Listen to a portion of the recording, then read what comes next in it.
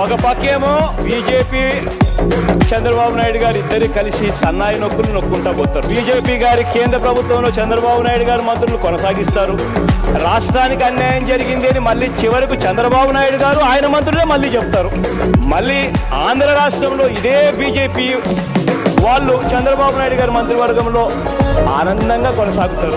ఒకరినొకరు ఎంత బాహాటంగా సన్నాయి నొక్కులు నొక్కుతూ ఆయన సపోర్ట్ చేయడం, చంద్రబాబు నాయుడు గారు చిక్కగా నవ్వడం ఎంత బాగుందంటే అధ్యక్ష, నిజంగా ఈ డ్రామాను చూస్తూ ఉంటే ఆహా ఎంత గొప్పగా మీరు ఆర్టిస్టులు అయిపోయారని చెప్పి అనిపిస్తూ ఉంది అధ్యక్ష.